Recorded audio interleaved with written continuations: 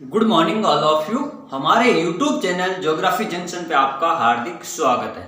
आज हम बात करेंगे भारत की जो प्रमुख फसलें हैं उन फसलों के बारे में। भारत की कौन कौन सी जो प्रमुख फसलें हैं उनमें आज अपन सबसे पहले बात करते हैं जो कपास, यानी जो कपास की फसल है वो किस प्रकार की फसल है या किस प्रकार का जो जलवायु का पौधा है या उसकी क्या विशेषता है उसको उगाने के लिए, या अपन बात करेंगे उसकी जलवायु दशाएं क्या है, जैसे तापमान है, किस प्रकार की मिट्टी होनी चाहिए, किस प्रकार की वर्षा होनी चाहिए, या वो विश्व स्तर पर उसका कौन कौन से देशों में ज्यादा उगाई जाती है, या अपन बात करेंगे भारत में उत्पादक देश कौन कौन से कपास के लिए। तो अपन सबसे पहले बात करते हैं जो कपास है ये एक खरीफ की फसल है, यानी जब वर्षा ऋतु होती है तब उसको अपन उससे पहले अपन बोलते हैं इसको खरीफ की फसल मानी जाएगी ये, जैसे उत्तर भारत की बात करें तो। और अपन बात करेंगे कि जो ये कपास है ये उपोष्ण तथा उष्ण प्रकार के जो जलवायु प्रदेश है उस प्रकार का पौधा है, यानी ये जो गर्म जलवायु का पौधा है और इसके लिए थोड़ा तापमान थोड़ा ज्यादा चाहिए और वर्षा थोड़ी कम। तो अपन बात करते हैं कि जो कपास है वो किस प्रकार से अपन बोते हैं या किस प्रकार से उसका तापमान होना चाहिए। तो सबसे पहले बात करते हैं मुख्य फसल है आज आपकी कपास। कपास सबसे पहले आपको ध्यान रखना है ये खरीफ की फसल है या रबी की फसल है। तो ये खरीफ की फसल है, जो सर्दियों में बोई जाती है वो रबी की है, और जो वर्षा ऋतु के समय या गर्मी शुरुआत के समय अगर बोई जाती है जून में जुलाई में तो वो आपकी खरीफ की फसल है। कपास एक छोटा जाड़ी नुमा पौधा होता है। कपास का जो पौधा होता है ना वो जाड़ी नुमा पौधा होता है, और अपन कह सकते हैं जो ज्यादा हाइट नहीं होती है इसकी, थोड़ा कम ऊंचाई का होता है। इस पौधे पर कुछ ऐसे डोडी टाइप लगते हैं, ऐसे फल टाइप लगते हैं, जो फूल से फल बनते हैं डोडी, उनमें से जब वो फटते हैं तो उनमें से कपास वो बीज निकलता है। जो डोडी होते हैं उसको अपन बिनोला कहते हैं, जैसे आपको स्थानीय भाषा में आप कहते हो कपास को बणिया, ठीक है, कि बिणिया। तो ये तो अपन इसको कहते हैं इन डोडियों में से बीज या बिनोला होता है। क्या होता है, इन डोडियों में से बीज या बिनोले निकलते हैं। फिर अपन इसको कहते हैं इसके जो चारों ओर रेशा लिपटा हुआ रहता है। जो ये अपन बात करते हैं जैसे ये कोई आपके कपास का इस प्रकार से आपके पौधा होगा, इस प्रकार से इसमें इस प्रकार से धारियां होगी। जो कपास का होता है इस प्रकार से इसमें धारियां होती है, और जिस प्रकार से ये फूटेगा तो ये इस प्रकार से बाहर निकल जाएगा, और इसमें से जैसे ही ये बाहर निकला फूल में से तो ये क्या होगा, इसमें से जो कपास है वो धीरे धीरे बाहर निकलने शुरू हो जाएगी जब ये एक समय आएगा तब पकते समय। फिर अपन बात करता है कपास के बिनोले, यानी कपास का और क्या क्या उपयोग है ये आप जानने के लिए। जैसे देखो कपास के बिनोले से तेल व घी भी बनाया जाता है। जो अच्छी किस्म की कपास होती है उसके जो डोडी होते हैं, जो बिनोले होते हैं, उससे कपास से तेल या घी भी बनाया जाता है। फिर अपन बात करते हैं बिनोला से खली, यानी जो बिनोला होता है कपास का जो डोडिया होता है वो गायों को पशुओं को खिलाने में काम आता है, तथा उससे उसके पशुओं को खाने का जो एक आहार होता है जिसको अपन खली कहते हैं वो बनाई जाती है। कपास के बिनोलों से डोडियों से खली बनाई जाती है जो पशुओं के लिए आहार के रूप में काम में ली जाती है। फिर अपन बात करते हैं जो कपास निकालने के बाद में जो झाड़ीनुमा पौधा होता है ना, जो लस्ट में बचता है, उसको अपन ईंधन के रूप में जलाने में काम में लेते हैं। उस पौधे झाड़ीनुमा पौधे को अपन क्या करते हैं, ईंधन के रूप में जलाने में काम में लेते हैं। तो ये अपन कह सकते हैं कपास के देखो एक तो फूल और फल से हो गया उपयोग, फिर इनके घी और तेल बनाया जाता है, फिर पशुओं की खली बनाई जाती है, फिर लास्ट में इससे ईंधन प्राप्त किया जाता है। यानी कपास के पौधे के बहुत सारे उपयोग है। फिर अपन बात करते हैं कपास की जातियां, यानी जो कपास की मुख्य रूप से कौन कौन सी किस्में होती हैं। जो किस्म जैसे मुख्य रूप से अपन ऐसे तो कई सारी किस्में बांटते हैं, लेकिन जो मुख्य रूप से किस्में हैं उनको अपन बताते हैं कि मुख्य रूप से 3 प्रकार की किस्में होती हैं।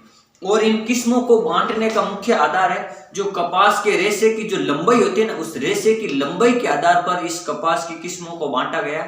और इन कपास की किस्मों को अपन मुख्य रूप से 3 भागों में पढ़ेंगे, लंबे रेशे वाली किस्म, मध्यम रेशे वाली किस्म और छोटे रेशे वाली किस्म। तो अपन इनको 3 भागों में पढ़ते हैं।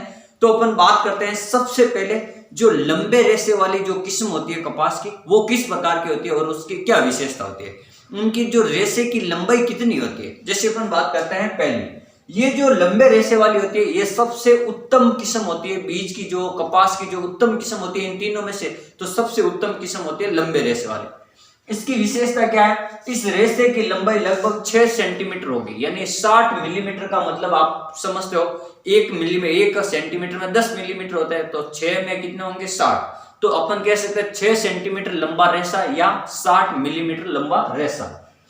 इसका रेशा चमकीला होगा, यानी एकदम दिखने में आपको चमकीला लगेगा, एकदम लचकीला, यानी ये एकदम मुलायम सा लगेगा आपको रेशा। लचकीला यानी ये इसको मोड़ने में आसानी होगी, सरलता होगी। फिर हल्का होगा, बिल्कुल हल्का होगा और मजबूत होगा। इस खींचने में इसमें तन्यता होगी, टूटेगा नहीं, लेकिन ये क्या बढ़ता जाएगा।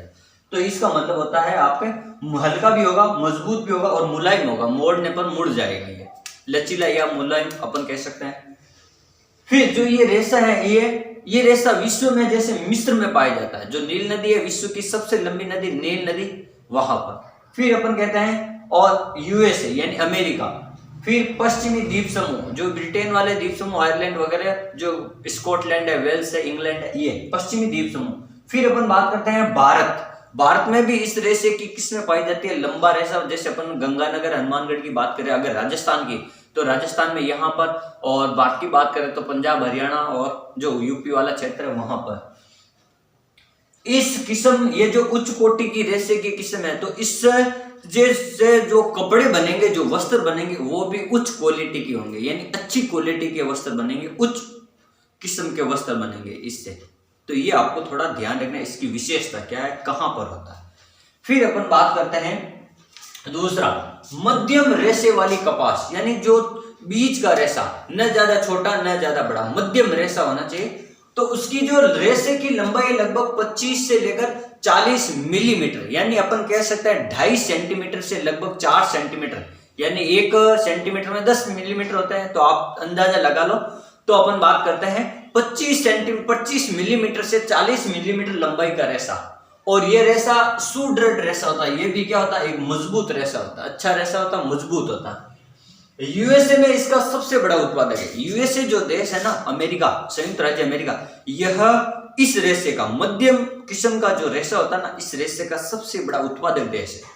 जैसे अपन बात करते हैं भारत में भी यह रेशा होता है, यानी ये रेशा, मध्यम किस्म का रेशा भारत में भी होता है, और व्यापारिक दृष्टिकोण से सबसे मजबूत रेशा होता है। जैसे अपन व्यापार की दृष्टि से अगर बात की जाए कपास की, तो जो ये मध्यम रेशे वाली जो कपास है, ये व्यापारिक दृष्टि से सबसे महत्वपूर्ण कपास है, क्योंकि इसका व्यापार सबसे ज्यादा होता है।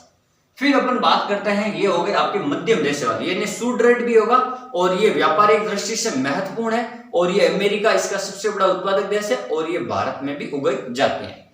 फिर अपन बात करते हैं तीसरे प्रकार का रेशा, छोटे रेशे वाली लंबाई। जैसे अपन बात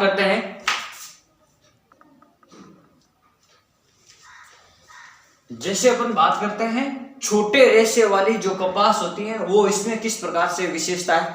जैसे इस जाति का जो कपास होता है, यानी छोटे रेशे वाली जो जाति होती है, इस जाति का कपास 25 सेंटीमीटर से कम लंबाई का, यानी 2.5 सेंटीमीटर कह सकते हैं, या 25 मिलीमीटर कह सकते हैं। इससे छोटा रेशा होगा, लगभग 25 से कम ही होगा, 25 मिलीमीटर से कम। इसमें 12 से 25 मिलीमीटर के मध्य इसकी कपास की जो लंबाई होती है रेशे की, वो 12 से 25 होगी।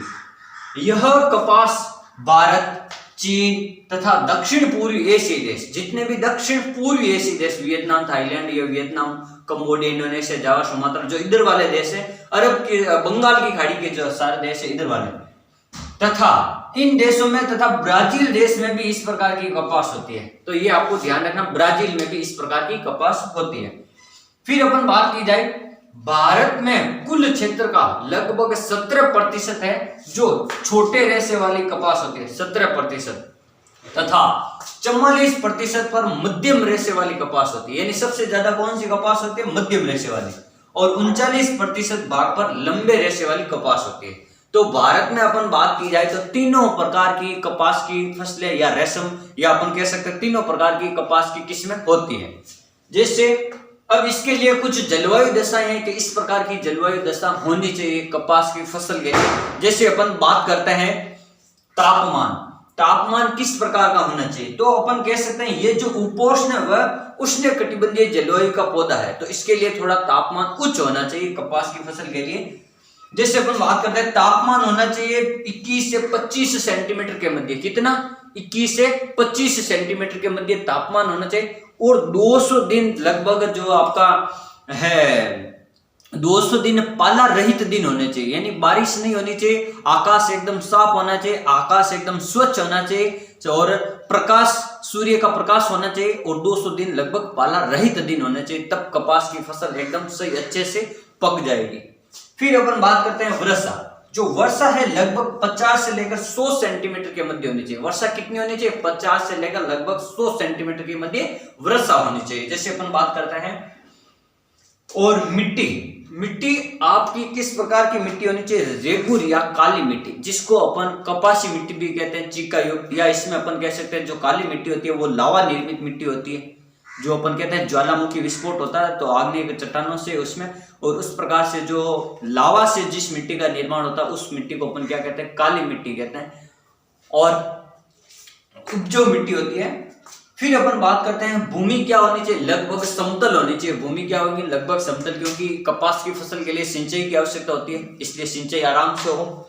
और इस कपास की फसल के लिए जो सस्ते श्रमिक व अधिक श्रमिकों की आवश्यकता है और कुशल श्रमिक होने चाहिए, क्योंकि कपास को एक तो सबसे पहले बुआई के टाइम इसमें समय ज्यादा श्रमिकों की आवश्यकता होती है, फिर कपास में जो खरपतवार वगैरह काटने के लिए, फिर लास्ट में अपन कहते हैं जो बिनोले तोड़ने के लिए, बिनोले से रुई निकालने के लिए, जो कपास निकालने के लिए जो श्रमिकों की आवश्यकता होती है। तो इस प्रकार ये जो इसमें अधिक श्रमिकों की आवश्यकता वाली जो फसल है जो कपास है। फिर अपन बात करते हैं उत्पादन। विश्व की लगभग 8%, भारत में विश्व की लगभग 8% जो फसल है वो भारत में होनी चाहिए, भारत में होती है, यानी विश्व का जो कुल उत्पादन है उसका 8% उत्पादन कहाँ होता है? भारत में होता है। फिर अपन बात करते हैं चीन के बाद में भारत कपास उत्पादन में दूसरा बड़ा देश है, दूसरा। भारत का विश्व में कौन सा स्थान है? दूसरा। फिर अपन बात की जाए गुजरात। अब भारत में कहां कहां पर कपास होती है? गुजरात, महाराष्ट्र, आंध्र प्रदेश, पंजाब और कर्नाटक। गुजरात है, महाराष्ट्र है, आंध्र प्रदेश है, कर्नाटक है, पंजाब है, हरियाणा है, तमिलनाडु है। पहले महाराष्ट्र में ज्यादा होती थी कपास, लेकिन वर्तमान समय की अगर अपन देखें अभी 2-4 सालों की स्थिति है तो अब गुजरात में ज्यादा कपास की फसल होती है।